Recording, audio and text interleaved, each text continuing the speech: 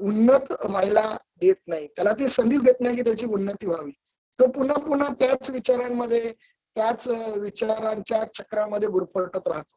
आणि मग अशा वेळी त्याची आध्यात्मिक प्रगती जी आहे ती खुंटते. परमार्थामध्ये परमार्थिक वाट सापडणं हे परमभाग्य आहे. पण परमार्थामध्ये साधकाची मनोवृत्ती भ्रष्ट होणं हे सगळ्यात मोठं दुर्भाग्य आहे. परम दुर्भाग्य काय, आता आपण समजून घेतलं. परम सौभाग्य काय, की साधकाला सद्गुरूंची प्राप्ती होणे हे परम भाग्य आहे.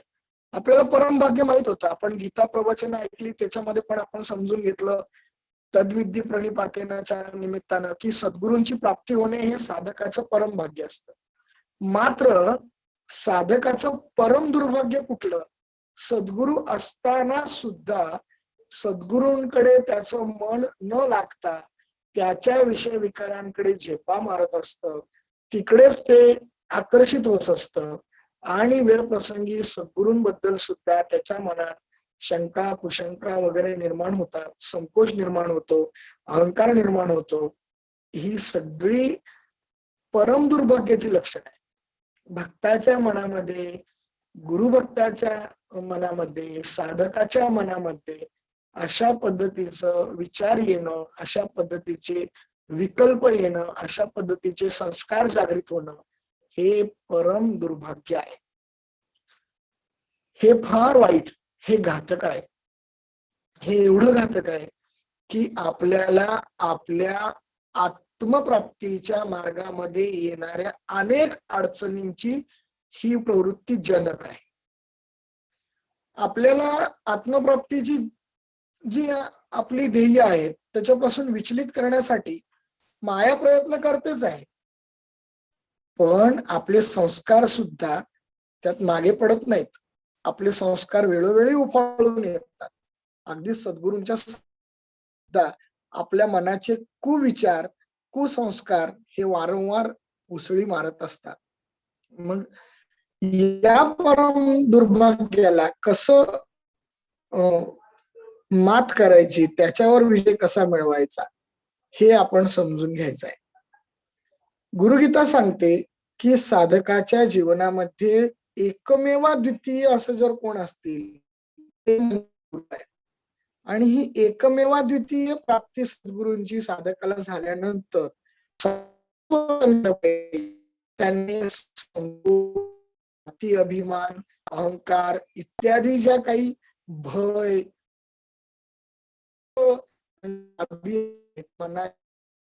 ओलांडलं पाहिजे आणि केवळ गुरूंचा आश्रित म्हणून राहिलं पाहिजे. मग सद्गुरू त्याचं कल्याण करतात.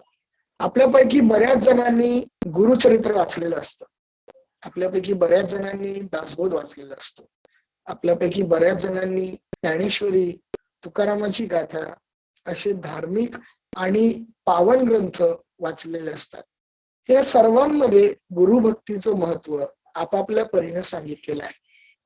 पण गुरुभक्तीचं सर्वाधिक महत्व जर कोणत्या ग्रंथात सांगितलं असेल तर ते गुरुगीतेमध्ये आहे.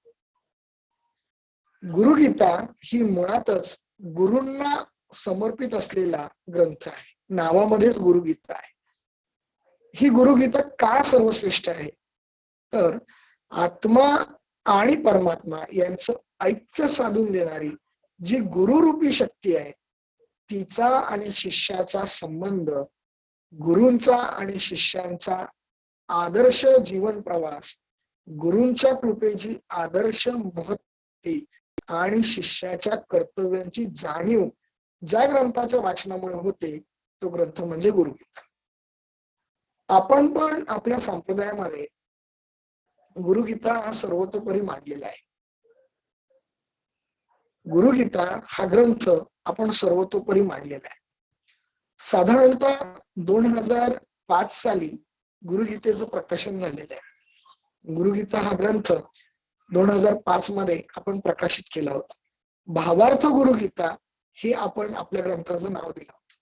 213 ओव्यांचा म्हणजे 213 श्लोकांचा हा मूळ स्कंद पुराणामधल्या उत्तरखंडामध्ये असलेला शिवपार्वती संवाद याचा आपण श्री गुरूंच्या कृपेने आत्ताच्या काळामध्ये, आत्ताच्या युगामध्ये त्याला उलगडून त्याच्यावरती एक प्रकारचं निरूपण भाष्य आपण लिहिलेलं आहे.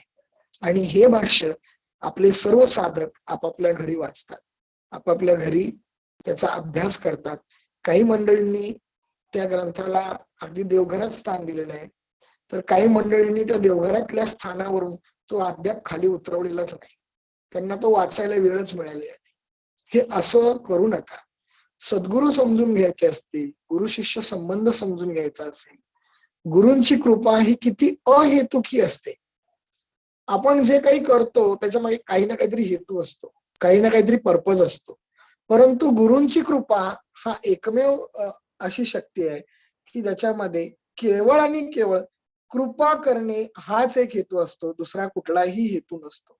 तुम्हाला आशीर्वाद मिळावे, तुम्हाला ब्लेसिंग असावेत, एवढाच त्या ब्लेसिंगचा अर्थ असतो. त्या कृतीला कोणताही अन्य अर्थ, कोणतीही जोड शब्द त्याला लावूच शकत नाही, एवढी ती गुरुकृपा अतुलनीय आणि अद्वितीय असते. आपल्याला मात्र गुरुच कळत नाही, तर मग गुरुकृपा कुठून कळणार? कारण आपण आपल्या भ्रमाने, आपल्या विचारांनी, आपल्या संकल्पाने वागत असतो. आणि त्याचा परिणाम म्हणून आपल्या जीवनामध्ये आपण आत्मसुखापासून शेकडो मैल लांब जातो. 1-2 फुटावरून नव्हे, तर शेकडो मैल आपण आत्मसुखापासून लांब असतो, आपल्या आत्मसुखापासून वंचित असतो. बघा, मानवी जीवनाचं सर्वोच्च गंतव्य काय आहे? तर ईश्वरीय ज्ञान घेणे किंवा आत्मज्ञान मिळवणे. आत्मज्ञान मिळवण्यासाठी किंवा जीवात्म बुद्धी येण्यासाठी तुम्ही जीव नसून आत्मा आहात, आणि आत्मा हाच तुम्ही परमात्म्याचा अंश आहात, याचा प्रत्यक्ष अनुभव येण्यासाठी ईश्वराने गुरु दिलेले असतात. आणि आपण ह्या गुरूंजवळ जाऊन काय काय मागत असतो, काय काय विचार करत असतो, आपल्या विचारांची झेप, आपल्या विचारांची स्पंदनं ही कशी असतात. पण तरी सुद्धा श्री गुरु हे अत्यंत करुणामय असतात. ते आपले सगळे अपराध त्यांना माहित असतं की अरे हा माझ्याकडे येऊन हा त्याचं चाललंय काय, हा करतोय काय, तरी सुद्धा ते आपल्या सर्व चुकांना पोटात घालतात आणि केवळ आपल्यावर मायेची, प्रेमाची, आशीर्वादाचीच पाखरण करतात. म्हणून गुरूंची कृपा ही अहेतुकी आहे. आणि ही गुरुगीता जेव्हा जेव्हा तुम्ही वाचाल तेव्हा तेव्हा तुम्हाला समजेल की गुरूंची कृपा ही किती श्रेष्ठ मांडलेली आहे. भगवान शंकराला माता पार्वती विचारतात की आपण देव देव महादेव, नुसते देव नाही तर सर्व देवांनी ज्यांना वंदन केलेलं आहे, सर्व देवांनी ज्यांचं श्रेष्ठत्व मान्य केलेलं आहे, अशा परमपदाचे अधिकारी तुम्ही आहात, आणि तरी सुद्धा तुम्ही नित्य ध्यानात कोणाच्या असता? तर याचं उत्तर देताना भगवान शंकर सांगतात की मी माझ्याच तत्वाचा, म्हणजे माझं जे गुरु तत्व आहे याचाच मी आश्रय करतो, आणि याच तत्वाच्या चिंतनामध्ये, याच्याच ध्यानात म्हणजे आत्मचिंतनामध्येच मी असतो. हे गुह्यातील गुह्य सार जे आहे, जे गुढातील गूढ रहस्य आहे, ते भगवान शंकरांनी माता पार्वतीला सांगितलं. गुरुचरित्रामध्ये सुद्धा गुरुगीता आहे, परंतु काही ठिकाणी 164 प्रतीची आहे, काही ठिकाणी 183 श्लोकांची आहे. परंतु स्कंद पुराणातल्या उत्तरखंडामध्ये पूर्ण 113 श्लोकांची गुरुगीता आहे.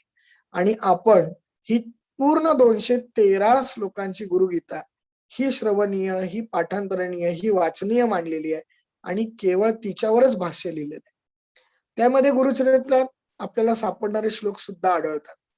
त्यामध्ये कडगांची प्रतीतले सुद्धा श्लोक आढळतात, सायनदेव प्रतीतले सुद्धा श्लोक आढळतात. एवढंच काय, ती प्रचलित असलेली जी गुरुगीता आहे 153 श्लोकांची, त्यातले सुद्धा श्लोक आपल्याला आपल्या गुरुगीतेमध्ये सापडतात. परंतु त्या ज्या प्रती आहेत, ते जे ग्रंथ आहेत, ते संपूर्ण गुरुगीता नसून ते गुरुगीतेचा अंशात्मक भाग आहे. आपण आपल्या आश्रमाच्या वतीने जी भावार्थ गुरुगीता प्रकाशित केली होती, ही भावार्थ गुरुगीता ही संपूर्ण 213 श्लोकांचा अर्थ आणि त्यावर असलेलं निरूपण आहे. आपल्यापैकी ज्यांच्याकडे ते आहे त्यांनी ते खरोखर वाचावं. वर्षातून किमान 11 पारायण तरी त्याची करा, किमान 11. समजा 11 नाही करता आली, की आम्हाला संसाराच्या व्यापात नाही वाचता येत, आम्हाला वेळ नाही पुरत, तर मग त्याच्यावरती माझं सांगणं असं आहे, कमीत कमी 5 वेळा तरी ती वाचा. दर 2 महिन्यातनं एकदा ती संपूर्ण वाचून काढा. मग कशी वाचायची? साधारणतः 195 किंवा 180 पानं आहेत. मग काय करायचं? तर रोज 4 पानं वाचा, रोज 5 पानं वाचा. 2 महिन्यात ती पूर्ण वाचून होते. एकाच बैठकीत वाचून काढण्यापेक्षा दररोज 5-6 पानं वाचा. वाचलेल्या गोष्टीवर विचार करा. भगवान शंकराची वाणी आहे, ती शिववाणी आहे. ज्या वाणीतून समस्त जगताला भाषा प्राप्त झाल्या, तो नादच त्या श्लोकांमध्ये आहे.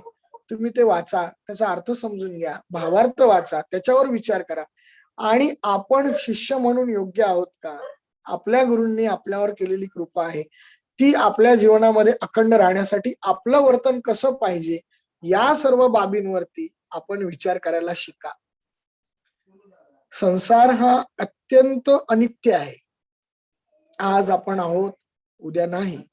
संसाराच्या परिस्थिती, संसाराच्या घटना आणि संसारामध्ये असणाऱ्या स्थितीवर आपलं वैयक्तिक नियंत्रण नाही. हे सत्य आहे, हे स्वीकारा. माझ्या मनासारखं झालं पाहिजे, मला वाटतं म्हणून ते घडलं पाहिजे, किंवा मी ते घडवणार, या हट्टापोटी बऱ्याचदा आपल्याला सुखापेक्षा दुःखालाच कवटाळावं लागतं. मग कर्म कशी करावीत? कर्माचं रहस्य काय? हे तर आपण नेहमी ऐकतोच, पण गुरुगीतेमध्ये सुद्धा ते स्पष्ट केलेलं आहे. मी तुम्हाला आज हे का सांगितलं? तर काल आपण ऐकलं की गुरु प्राप्त होतात, त्या गुरूंच्या सोबत आपल्या जीवनाचा प्रवास आपण कसा केला पाहिजे, आपलं गुरूंसोबत असलेलं वर्तन कसं असलं पाहिजे, गुरूंची कृपा आपल्याला मिळते याविषयी आपल्या मनात भावना कशी असली पाहिजे, हे आपण आजपासून समजून घेण्याचा प्रयत्न करणार होतो. कालच मी ते तुम्हाला सांगितलं होतं. हे सर्व समजून घेण्यापूर्वी जर आपल्याकडे गुरुगीता असेल तर ती तुम्ही वाचायला सुरुवात करा, वाचून काढा. म्हणजे मी जे काही तुम्हाला सांगणार आहे त्याच्या मागचं रहस्य तुम्हाला चांगलं लक्षात राहील, पक्क आत्मसात होईल. समजा नसेल गुरुगीता, काही हरकत नाही. आता जेवढं ऐकता येईल तेवढं ऐका, त्याच्यावर विचार विनिमय करा. आणि गुरुपौर्णिमेला आपण गुरुगीतेचं प्रकाशन करणार आहोत. तुम्हाला जमलं तर तुम्ही ती प्रत घ्या, तुमच्या एखाद्या प्रिय व्यक्तीला सुद्धा ती प्रत तुम्ही भेट म्हणून द्या. जो कोणी गुरुगीता वाचेल त्याच्या कुटुंबामध्ये कोणत्याही क्लेशाचा किंवा संघर्ष त्याला करावा लागणार नाही. त्याच्यावर ईश्वराची, गुरुतत्वाची कृपा राहते, असा प्रत्यक्ष महादेवाने त्या ग्रंथाला वरदान दिलेलं आहे. म्हणून तुम्ही गुरुगीता वाचा. ज्याप्रमाणे वारकरी संप्रदायामध्ये एकनाथी भागवत, तुकाराम गाथा, ज्ञानेश्वरी हा शिरोधार्य ग्रंथ आहे किंवा आधारभूत, त्या संप्रदायाचा तो आधारभूत ग्रंथ आहे, तसा आपल्या उपासना पद्धतीचा, आपल्या संप्रदायाचा आधारभूत ग्रंथ हा गुरुगीता आहे. तत्वज्ञानपर ग्रंथ अनेक आहेत. उदाहरणार्थ आपल्या संप्रदायामध्ये कुंडलिनी योगासाठी गोरक्षनाथ महाराजांचा सिद्धांत जातो, हठयोगासाठी,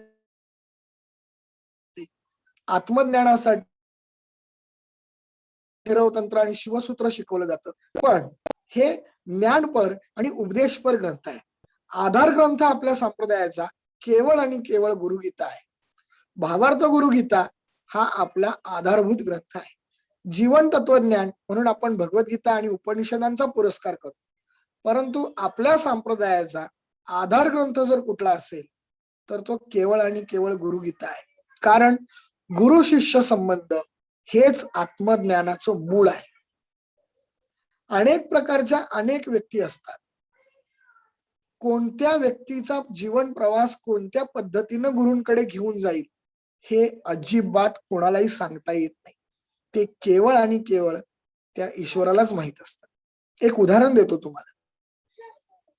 देश पारतंत्र्यात होता आणि अरविंद घोष हे त्यावेळेची ICS परीक्षा देणार होते.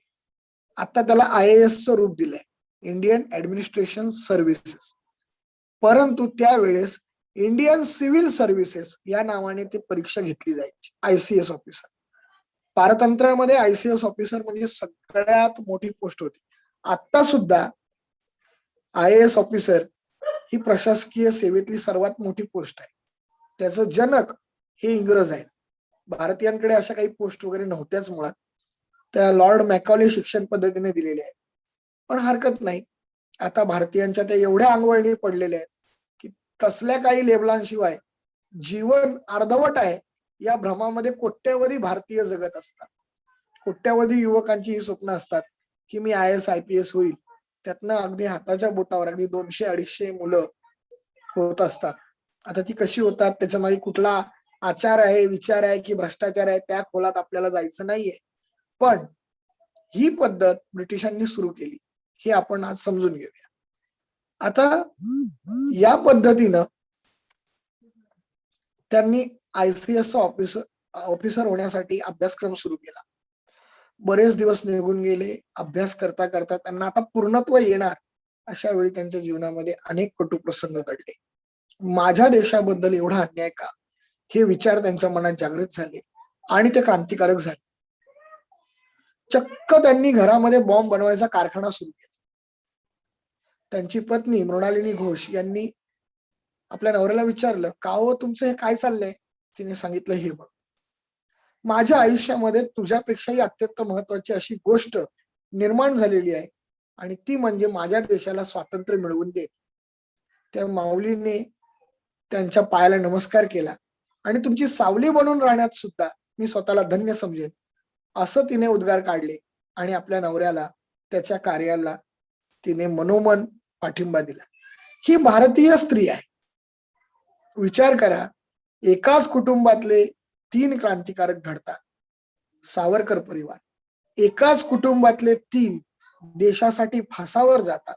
चाफेकर बंधूंचा परिवार, एकाच वेळी आपल्या लहान बाळाला पाठीला बांधून हातामध्ये तलवार घेऊन तटावरून खाली उडी मारून लढत लढत मी स्वतंत्र म्हणून श्वास घेईल, पारतंत्र्यात मरणार नाही या जिद्दीने लढणारी झाशीची राणी तयार होती.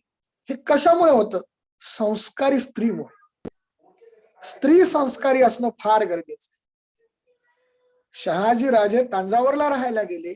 जिजाऊ आईसाहेब ह्या शिवनेरीला होत्या, त्या राजगडावर आल्या. त्यांनी आपल्या मुलाला एवढे संस्कार दिले की तो सार्वभौम छत्रपती बनला.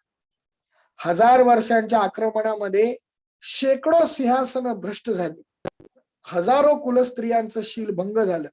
पण केवळ आणि केवळ मासाहेब जिजाऊंच्या पुण्याईने शिवाजी महाराज तारण करते म्हणून जगप्रसिद्ध झाले. कशामुळे होतं? संस्कारी स्त्रीमुळे. आपली पत्नी, आपली कन्या, आपली बहीण ही संस्कारी असावी. तिला संस्कार द्या. तुम्हाला जर काही देण्यासारखं धन असेल तर ते संस्कार आहे. भारतीय संस्कृती इतके संस्कार जगाच्या पाठीवर कुठेही नाही. पण आज आपण केवळ आणि केवळ पाश्चात्य राष्ट्रांचं अंधानुकरण किती करायचं, याला काही मर्यादा आहे की नाही? आपण आपल्याच सणवारांचे खिल्ली उडवणारे मेसेज मोबाईल मध्ये वाचतो आणि तेच आपल्याच मित्राला फॉरवर्ड करतो. याच्यापेक्षा बौद्धिक दिवाळखोरी काय असणार आहे? आपण बौद्धिक दृष्ट्या दिवाळखोरीत चाललो आहोत. म्हणून आपल्याला सावरा, आपल्या विचारांना आवर घाला. आपण पुढारलो आहोत हे दाखवण्याच्या नादात आपण काही चुकीचं वागतोय का, हे आत्मपरीक्षण करा. मागील 15 वर्षामध्ये भारतीय संस्कृतीमध्ये व्यभिचाराचा एवढा शिरकाव झालेला आहे की सामान्य माणूस हतबल झालेला आहे. हे मी नाही सांगत आहे, हे भारतीय समाज मनाचा अभ्यास करणारी हाफकिन सारखी सोशल सायन्सवर संशोधन करणारी, टाटा सोशल सायन्सवर संशोधन करणारी टाटा हाफकिन यासारख्या नामांकित जगप्रसिद्ध असलेल्या संस्था सांगतात की भारतीयांचं जीवनमानातील नीतिमूल्य कमी झालेली आहे. ही किती वाईट गोष्ट आहे. आदर्श घ्या त्यांचा. टीव्हीवर, ऍडव्हर्टाईज मध्ये अशा लोकांचा आदर्श घेऊ नका. आपला आदर्श स्वामी विवेकानंद आहे. पण दुर्दैवाची गोष्ट, स्वामी विवेकानंदांवरती चित्रपट बनत नाही. बनले तर त्याला बघायला आपण थिएटरला जात नाही. पण जे एन्काउंटर मध्ये मारले जातात त्या गुंडांवरती चित्रपट बनतात आणि ते 100 कोटीपेक्षा जास्त धंदा करतात. हे आपल्या सडलेल्या मनाचं प्रतीक आहे. आपल्या समाजाच्या मध्ये शिरकाव झालेल्या अनितीचं प्रतीक आहे. म्हणून इथून पुढे निश्चय करा, माझ्या मुलांना माझ्या कुटुंबामध्ये मी कोणत्याही पद्धतीच्या कुसंस्काराचा विचार पसरवणारा कुठलीही मालिका, चित्रपट वगैरे काही बघायचं नाही. त्याऐवजी संवाद करा. आपल्या मुलांशी, आपल्या पत्नीशी संवाद करा. संवादातून चांगले विचार, भविष्याबद्दलच्या योजना यावर चर्चा करा. तासन तास आपला वेळ चालला जातो कोणत्याही चांगुलपणाचा संदेश न देणाऱ्या मालिकांचा एपिसोड पाहण्यामध्ये. त्याला आपण नाव देतो टाइमपास होतो. अरे टाइमपास करण्यासाठी किती गोष्टी आहेत राजा. आणि असाही नुसता गाढवासारखा लोळत पडलास तरी टाइम हा पास होणारच आहे. वेळ स्वतःला पास करते, म्हणजे पुढे ढकलते. तुझं कर्तृत्व काय आहे त्यात? हे मी माझ्या आयुष्यात अनुभवलं. म्हणून तुम्हाला छाती ठोकपणे सांगतो, आपल्याला वेळीच आवरा, स्वतःला सावरा. आणि ज्या गोष्टी तुम्ही स्वतःला आवरण्यासाठी, सावरण्यासाठी करता, त्याच गोष्टी तुमच्या भविष्यातल्या सुखाला किंवा दुःखाला जबाबदार ठरतात. महत्वाचा मुद्दा असा आहे की या मृणालिनी घोष का तशा झाल्या, त्याचं कारण आहे भारतीय संस्कृती, भारतीय संस्कार. आपल्या हिंदू धर्माचे संस्कार, आपल्या हिंदू विचारधारेचे संस्कार तुम्ही द्या. आपल्या मुलांना द्या, आपल्या मुलींना द्या. त्यांचं कळतं वय असो किंवा न कळतं वय असो. आणि संस्कार हे धन असं आहे की कोणत्याही वयाच्या माणसाला त्याची गरज पडते. तुम्ही 6 वर्षाचे असता किंवा 60 वर्षाचे असता, संस्कार आणि सद्विचार याची गरज तुम्हाला सारखीच आहे. म्हणून तुम्ही याच्यावर विचार करा. थोडासा विषयांतर झालं. मृणालिनी घोष यांनी आपल्या पतीला मोकळीक दिली आणि त्यांनी सांगितलं, तुमची स्त्री म्हणून जगायला मला धन्यता वाटते. त्यांनी आपल्या घरामध्ये बॉम्ब बनवला, क्रांतिकारकांच्या सभा सुरू झाल्या. परंतु काही लोक असे असतात की ज्यांना या गोष्टीचा भयंकर संताप येतो. ते लोक फुटीर होतात आणि ती फुटीर व्यक्ती त्यांच्या जवळपासची निघाली आणि इंग्रजांना त्या कटाचा सुगावा लागला. इंग्रजांनी अटक सत्र आरंभलं, धाड टाकली आणि या सर्व मुद्देमाला सहित त्यांना पकडल्यावर त्यांची रवानगी तुरुंगात झाली. इथे आपल्या आजच्या गोष्टीचा मूळ रहस्य आहे. मगाशीच तुम्हाला मी काय सांगितलं, मी तुम्हाला सांगितलं की सद्गुरू तुम्हाला कुठे भेटतील याच्यावर सुद्धा तुमचं नियंत्रण नाहीये.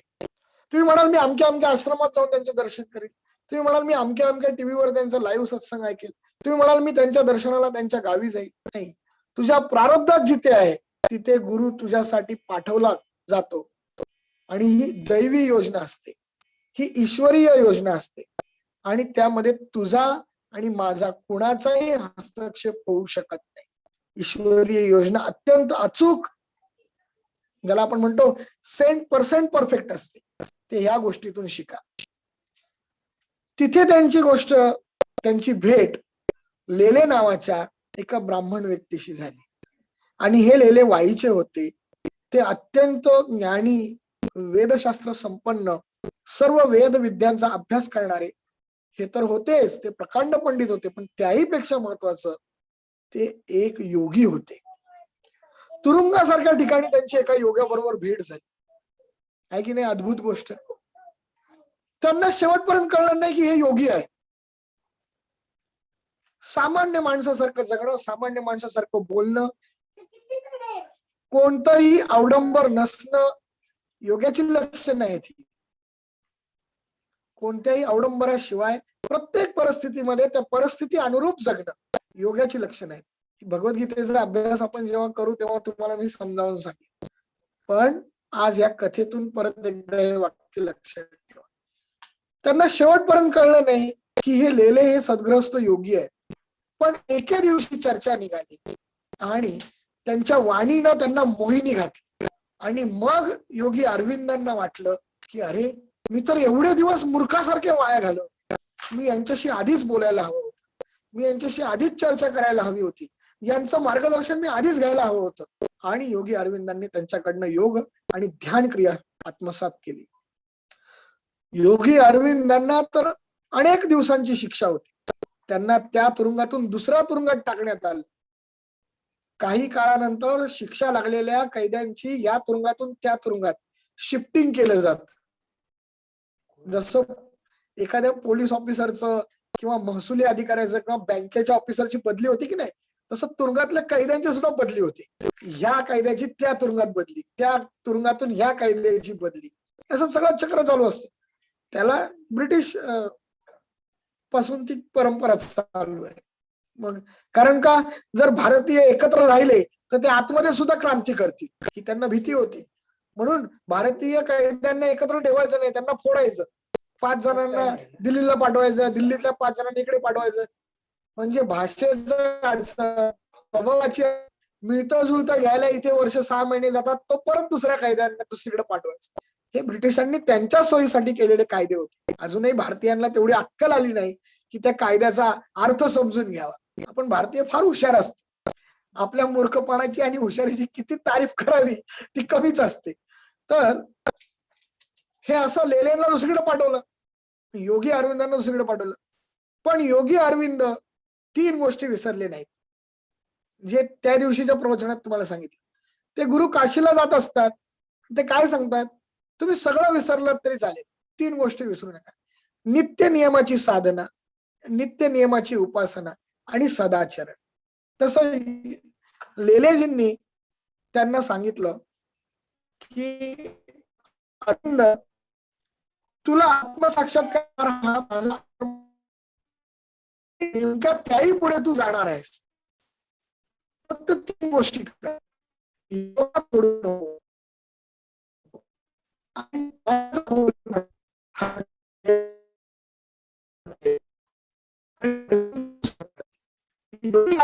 साधना चालू ठेवली.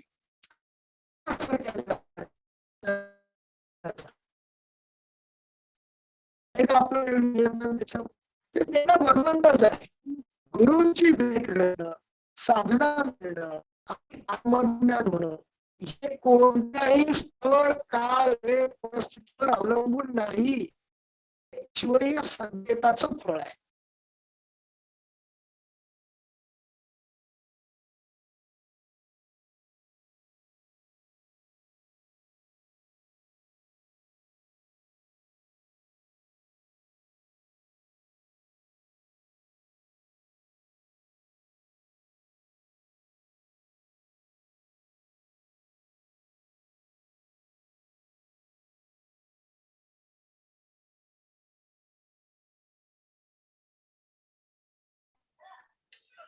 हा, माझा आवाज येतोय का?